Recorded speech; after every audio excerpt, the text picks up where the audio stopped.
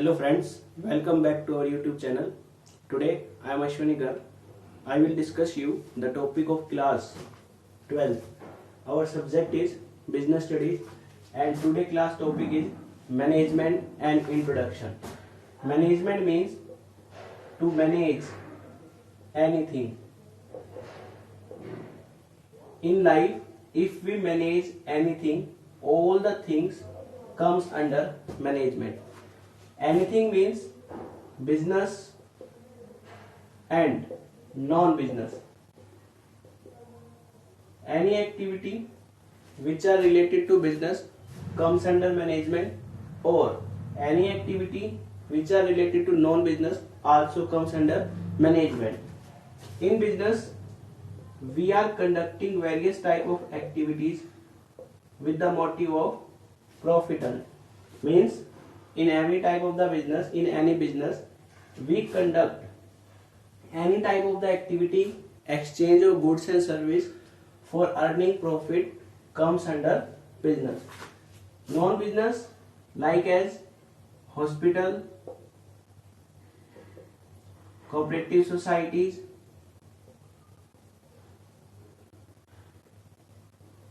other form, the main motive is not to earn money but conducting activity for the social welfare.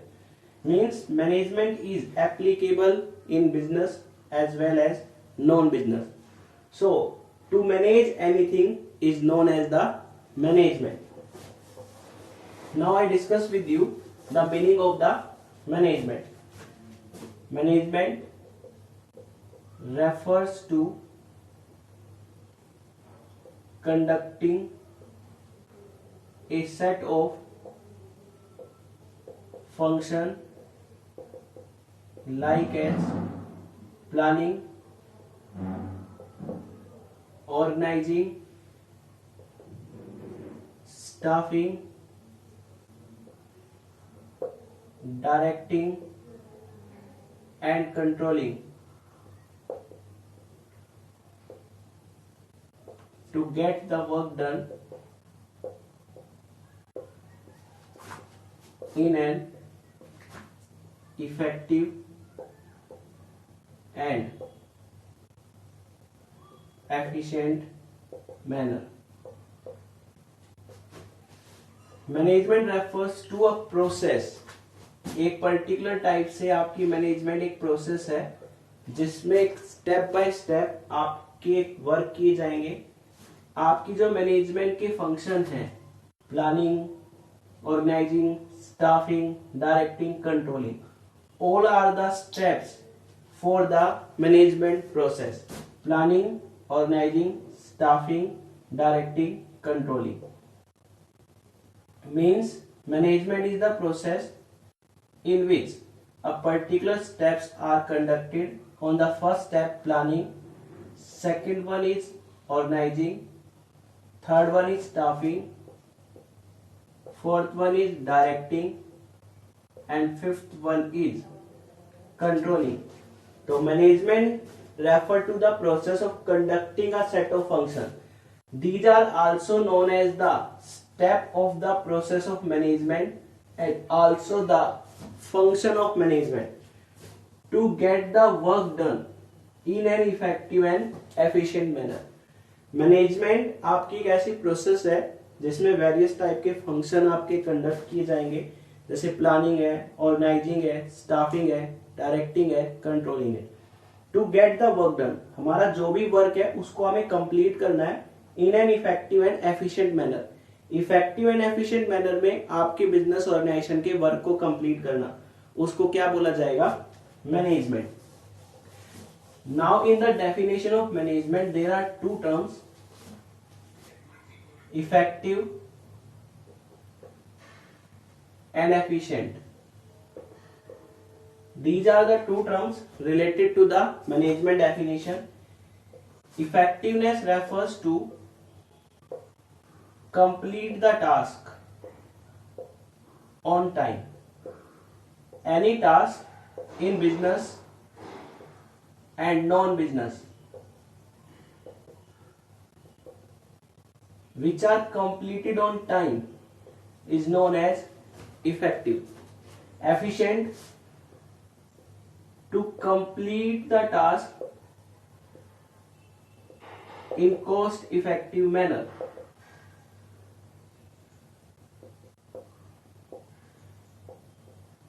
Means जो हमारी efficient बनेगी उसमें business organisation में जो हमारा वर्क है वो वर्क कंप्लीट करना है cost effective manner. Means that in effective we consider the time. Effective में हम टाइम को कंसिडर करते हैं, एफिशिएंट में हम कॉस्ट को कंसिडर करते हैं.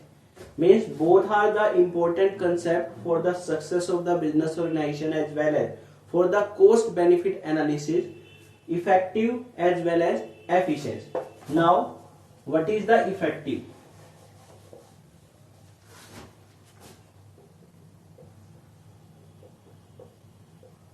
Effectiveness, it refers to completing the task on time no matter whatever the cost. Means हमें अपनी टास्क को टाइम पर कंप्लीट करना है चाहे कॉस्ट हमारी कितनी भी आ जाए. हमारा कोई भी वर्क है, अगर हमने टाइम डिसाइड किया है 1 month, 15 days, 2 month, any one, कोई भी टाइम हमने डिसाइड किया है तो हमारा वर्क जो है इस टाइम पर कंप्लीट हो जाए तो वो हमारा इफेक्टिवनेस होगा. चाहे हमारी कॉस्ट जो है वो डबल ही क्यों ना आ जाए, उससे कोई मैटर नहीं है, उसको हम कंसीडर नहीं करेंगे. तो means effectiveness refers to completing the task on time no matter whatever the cost. For example, if a production manager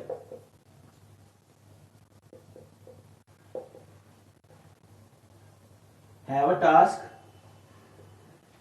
to produce 10,000 units in 1 month at the cost rupees 150 rupees per unit. हमें जो है आपके business organisation में कोई भी work करना है तो प्रोडक्शन मैनेजर को एक टास्क मिली है कि उसे 10,000 यूनिट का प्रोडक्शन करना है 1 मंथ के अंदर. उसकी कॉस्ट जो है वो आपकी 150 रुपीज पर यूनिट आनी चाहिए. तो इस केस में आपका जो प्रोडक्शन मैनेजर है उसने 10,000 यूनिट्स का प्रोडक्शन कर दिया इन 1 मंथ. टाइम था 1 मंथ, बट जो हमारी कॉस्ट है वो आ रही है 170 रुपीज पर यूनिट. तो इस केस में हमें टाइम को कंसीडर करना था. टाइम को कंसीडर करने से हमारा वर्क कंप्लीट हो गया. हमने टाइम सेट किया था 1 मंथ के अंदर 10,000 यूनिट का प्रोडक्शन करना है. तो प्रोडक्शन मैनेजर ने 1 मंथ में 10,000 यूनिट का प्रोडक्शन किया है. उसकी कॉस्ट चाहे 150 से 170 आ जाए उससे कोई मतलब नहीं है, वो हमारा क्या बनेगा, इफेक्टिव बनेगा. I hope it's clear. Now the second term is efficient.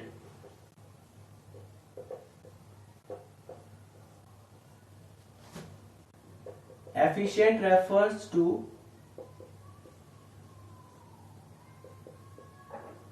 completing the task in cost effective manner. Effective में क्या था, कॉस्ट को कंसीडर ही नहीं करना था. एफिशिएंट में क्या है, टास्क को कंप्लीट करेंगे in cost effective manner. Means any work which can be produced at rupees 150 per unit, then our work will be completed on that amount or less than that amount.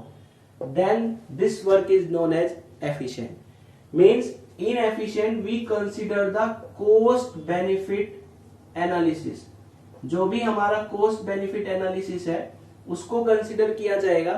हमारा work time चाहे कितना भी ले ले कोई problem नहीं है, but हमारा वर्क जो है कॉस्ट इफेक्टिव मैनर में होना चाहिए जो कॉस्ट डिसाइड की गई है उस कॉस्ट पे. For example, same example, if a production manager have a task to produce 10,000 units in 1 month at the cost rupees 150 per unit. Then a particular manager performed that manager produced 10,000 units 1.5 month, but the amount of producing per unit is 140 rupees per unit. Then this manager is known as efficient because the cost will be 150 per unit, but at that time the cost is 140. हमारी cost 150 rupees आनी चाहिए थी, but cost जो है वो हमारी 140 आई, तो आपका मैनेजर क्या होगा? एफिशिएंट होगा. I think it's clear to you. More examples are provided to you to understand the both concept, efficient as well as the effectiveness.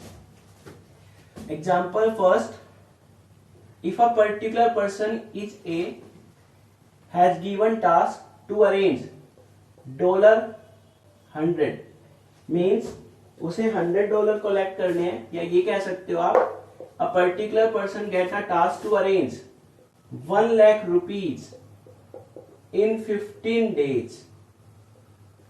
उसे 1 लाख रुपीज अरेंज करने हैं 15 डेज में. तो आपके अलग अलग मैनेजर है, मैनेजर एक्स, मैनेजर वाई और मैनेजर जेड.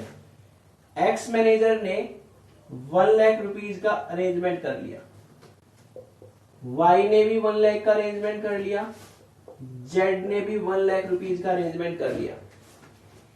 इसने आपका जो अरेंजमेंट किया है वो 15 डेज में किया है, इसने उसका अरेंजमेंट 25 डेज में किया है और इसने अरेंजमेंट 15 डेज में किया है. अब इस केस में जो इसने 1 लाख रुपीज का अरेंजमेंट किया था उसने 10% की इंटरेस्ट रेट पर लोन लिया है 1 लाख रुपीज. मार्केट रेट क्या थी? मार्केट रेट है 8%.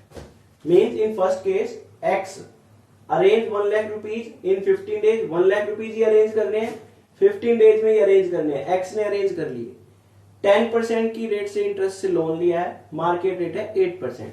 In the similar way arrange 1 lakh rupees in 25 days, interest rate 7% की रेट से उसने इंटरेस्ट की रेट से रुपीज को अरेंज किया है, मार्केट रेट कितनी है? 8%. In the same case, Z arrange rupees 1 lakh in 15 days.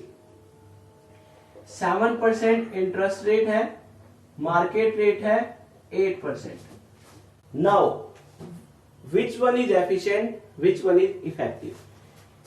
Inefficient, we consider the time no matter whatever the cost. Means X ने 1 लाख रुपीज का अरेंजमेंट किया, कितने टाइम में करना था? 15 डेज में. इसने 15 डेज में ही अरेंज कर दिया. हाँ, मार्केट रेट 8% थी बट उसने 10% की रेट से लिया तो कॉस्ट ज्यादा आ गई. तो inefficient it refers to completing the task on time no matter whatever the cost. तो एक्स हमारे लिए क्या होगा? इफेक्टिव होगा क्योंकि एक्स ने टाइम पर काम पूरा कर दिया. वाई हमारे लिए क्या होगा? एफिशिएंट होगा क्योंकि इसने 15 डेज की जगह 25 डेज में मनी अरेंज की है. तो टाइम तो इसने कंसीडर किया नहीं, हाँ कॉस्ट कंसीडर की है. मार्केट रेट 8% थी लेकिन इसने मार्केट रेट से कम रेट पर आपका लोन का अरेंजमेंट कर दिया 7%. तो ये क्या होगा? एफिशिएंट. जेड है, उसने 1 लाख रुपीज का अरेंज 15 डेज में किया, मींस टाइम पर भी वर्क कर दिया और मार्केट रेट से कम पे किया. तो जेड जो है वो बोथ है, वो इफेक्टिव भी है, एफिशिएंट भी है क्योंकि उसने टाइम पर भी काम पूरा किया और कॉस्ट भी कम आई. तो these are the 3 person. X is effective, Y is efficient, Z is both effective as well as efficient because he arranged 1 lakh rupees in 15 days as well as the less than the